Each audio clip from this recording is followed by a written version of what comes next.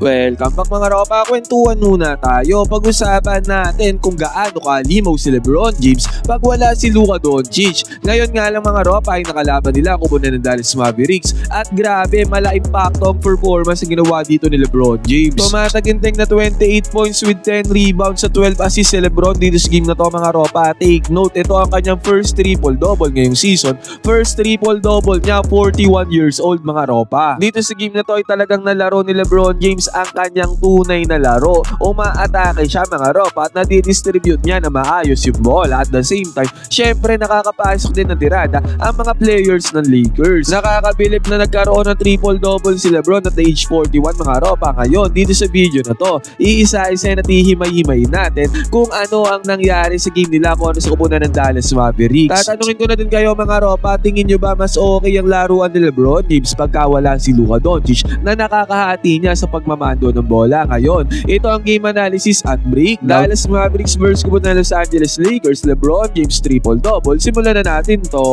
Okay, game.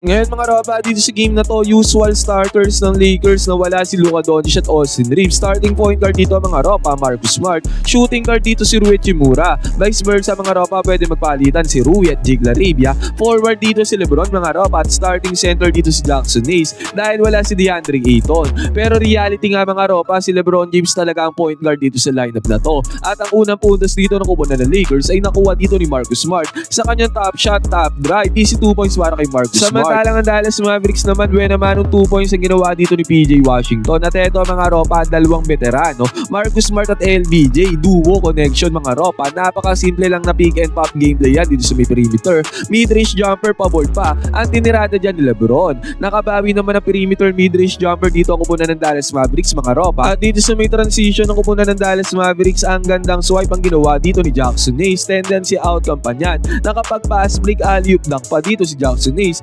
Galing sa magandang pasa ni Lebron James, basket is good. At again mga ropa, napakagandang depensa ulit ang ginawa dito ng kupunan ng Lakers. At this time mga ropa, si Rui Hachimura naman ang nakapagpundar ng 2 points dito sa may fast break. At after nito, ang gandang off-ball screen ang ginawa dito ni Jackson Hayes. Kaya open na open si LBJ dito sa may 3-point area at nakuha naman ni Lebron dito ang kanyang first field goal, 3-point field goal, basket is good. At after pa niyan, dito sa may transition mga ropa, walang kabog-kabog na top of the key long range bomb. Ang pinasok dito ni Lebron, easy money. Kaya 14-4 kagad ang score mga ropa pagbubukas ng first quarter. Napapa-celebrate na nga dyan si Lebron mga ropa. Nakabawi naman na 2 points doon sa may paint ang kupunan ng Dallas Mavericks. Si Mr. Efficient Rui Hachimura naman mga ropa ay maganda ang nilaro dito. Maraming long range bomb sa kanya na pasok at perimeter jumpers. Si Max Christie naman ay nakabawi ng kanyang one-handed floater shot. Pinasok na dito ni Coach Jason Kidd ang kanilang bagong player na si Chris Middleton. At biglang nagkaroon ng run dito ang Dallas Mavericks. Unang 3-pointer ni PJ Washington, basket is good. At after nyan, Chris Middleton nakakuha din ng top of the key 3-pointer.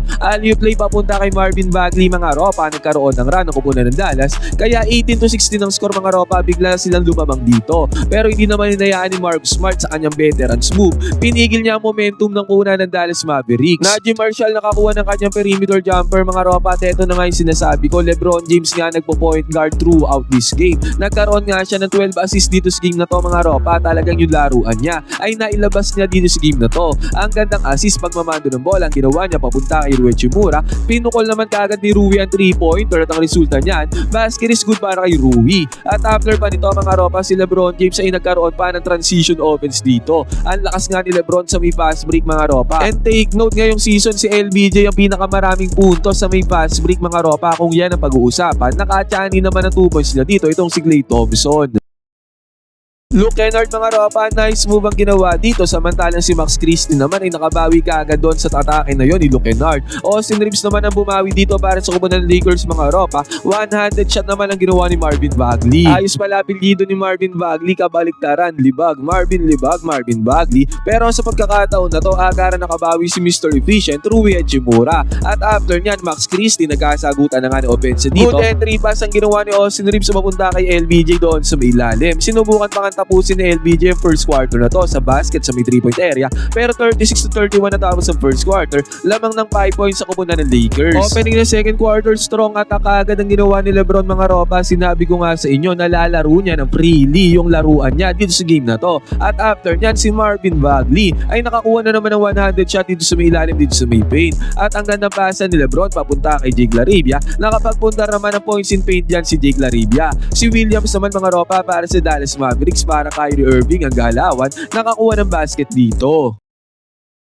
Grabe naman ang atake na ginawa dito ni Marcus Smart. Sinubo niya na lang yung bola papasok doon sa may ring. Nagmintes dito ang kupunan ng Dallas Mavericks. Ang bilis ni LeBron mga ropa, pero sa pagkakataon na yan, si Jake Larivia ang nakakuha ng clean up points sa atake na yon ni LeBron James. At after nito mga ropa, PJ Washington nagkaroon ng good move against sa depensa ng kupunan ng Los Angeles Lakers, at ang gandang galaw naman ang ginawa ni Jake Larivia papunta na naman doon sa may ring. Sa senaryo na to mga ropa, 49-43 ang score lamang pa rin ng kupunan ng Lakers, at mabilisan lang nabigyan nila ng bola si Jackson Hayes na naghihintay doon sa may pass. Take note, ang ganda rin na nilaro ni Jackson Hayes dito with 16 points at 8 out of 10 sa shooting. Tatanungin ko din kayo mga ropa, sino sa tingin nyo ang deserving sa may starting spot para sa center lineup ng kupunan ng Lakers? Si Jackson Hayes ba o si DeAndre Ayton? After niya nakakuha ng good defense dito ang kupunan ng Lakers, si Austin Reeves na nakakuha ng 2 points dito sa may pass. Screen action ng Lakers para kay Rui Hachimura, Mr. Efficient. Pasok na naman ang tirada niya dito sa may perimeter jumper.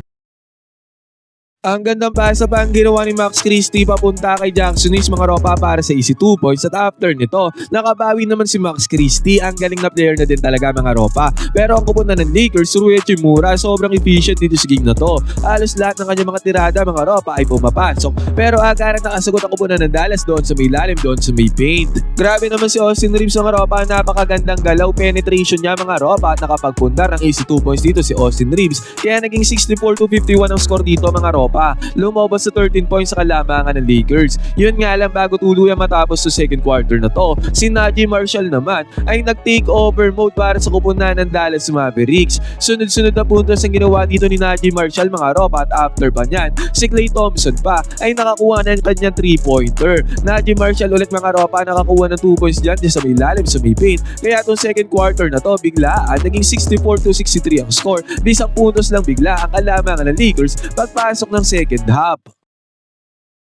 Okay, third quarter, buwan naman ng perimeter jumper, top shot naman ang ginawa dito ni Rui Hachimura. Parang hindi na nga siya nagmimintes sa pagkakataon na to. Nagkaroon ng stop dyan ang kupunan ng Lakers. Spin move ang ginawa ni LBJ dito sa mid transition. Nakapagpunta naman siya dyan ng easy 2 points, basket is good. Si Miller naman ay nakapukol dito ng kanyang long range bomb. Pumasok naman yan para kay Miller. At eto mga ropa, tinatansya lang ni LeBron James. Minaman-manan niya ang depensa dito ng kupunan ng Dallas Mavericks. Sabay napakagandang pass ang ginawa papunta kay Jackson Hayes, bullet pass mga ropa, tendency outcome nito. Nagkaroon ng easy 2 points dyan si Jackson Hayes. Yun nga lang mga ropa, dito sa may transition, grabe naman si Max Christie talaga. Sobrang laki na ng improvement mga ropa. Nakakuha siya dyan ng easy 2 points, basket is good. Kung kahit sa pagkakataon na to, lumamang pa ang Dallas Mavericks pagbubukas ng third quarter. Grabe naman ang veterans move na ginawa dito ni Marcus Smart. Ang gandang pagmamando ng bola, sabay pasa niya papunta kay Jackson Hayes. Napadali ang trabaho dito ni Jackson Hayes mga ropa para sa easy 2 points. At agad mga ropa, LBJ na naman.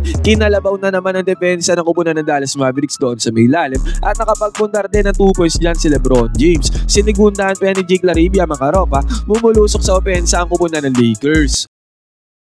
Inawat naman dito ni Miller ang momentum ng kupunan ng Lakers mga ropa, bumawi siya dyan sa opensa. Pero sa pagkakataon na to, ang connection ni Marcus Smart at LBJ mga ropa, mismatch against kay Miller. Kaya na-attract dito ni LBJ yung primary defender ni Marcus Smart, at nung nakita niyan mga ropa, agaran niya binigay yung bola kay Marcus Smart, at quick trigger naman ang ginawa dito ni Marcus Smart. Resulta nito, 3-pointer para sa kupunan ng Lakers. At after nito, ang gandang pasa pa ang ginawa ni Luke Kennard papunta kay Maxi Kleber, tendency outcome, easy 2 points na nagawa ni Maxi Kleber doon sa may ilalim. Nagulangan naman ni Chris Middleton ang depensa dito ni Maxi Kleber mga ropa, at heto, napakagandang hanap ang ginawa ni Austin Reeves papunta kay Jared Vanderbilt, tendency outcome nito, open 3-pointer para kay Bando. Buti na lang mga ropa, pumasok, pinapractice niya yan. Basket is good para kay Jared Vanderbilt. 86-78 na score dito mga ropa, 4 na minuto, may get na natitira dito sa may third quarter. Pero grabe naman si Max Christie, scoring machine mga ropa.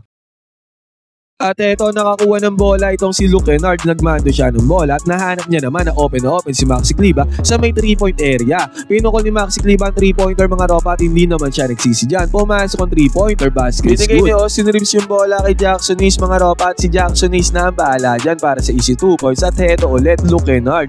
Nagkaroon pumukol na ng 3-pointer dito. Pumasok ang 3-pointer dito ni Luke Kennard. Easy money mga ropa para kay Luke Kennard. Kaya sa pagkakataon na yan, 94-80 na ang score mga ropa. Naka-Johnny naman na 2 points fade away perimeter jumper niya dito si Klay Thompson. Pero tinapos ng Lakers ang third quarter na to atake ni LBJ at ang gandang pasa papunta kay Vando. Napadali ang trabaho niya ni Vando. 96-82 natapos ang third quarter mga ropa. 14 points na ang hawak na kalamangan dito ng kupunan ng Los Angeles Lakers.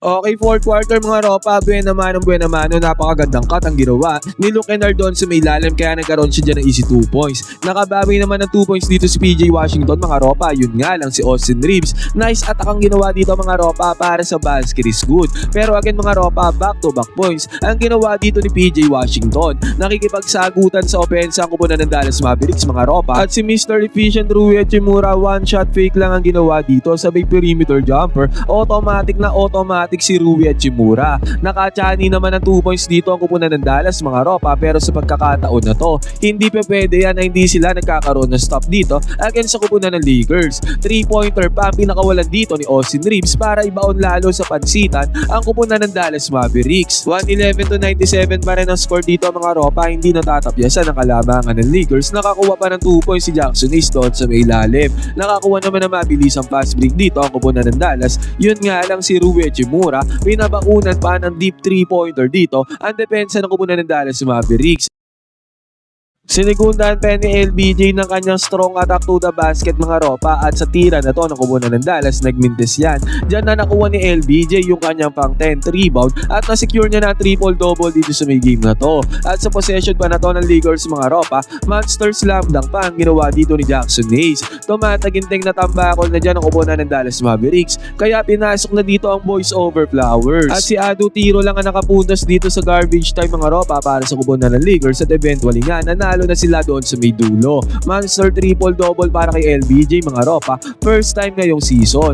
Ngayon tatanungin ko kayo mga ropa, sa tingin nyo, mas maganda ba ang laruan ni LBJ if ever wala si Luka Doncic? Kasi dito sa game na to talagang napakita niya kung ano ang kanyang tunay na laruan. Currently mga ropa, pang-lima ang kupunan ng Los Angeles Lakers sa buong Western Conference. 33-21 ang kanilang standings. At ang kanilang next game mga ropa, after ng All-Star break ay ang kanilang karibal na Los Angeles Clippers na pinangungunahan ni King Kawhi Leonard. Ngayon mga ropa, ano masasabi nyo sa performance dito ng kupunan ng Lakers at ni LBJ? Pwede kayo mag-comment yan sa urbano opinion, magkwentuhan tayo.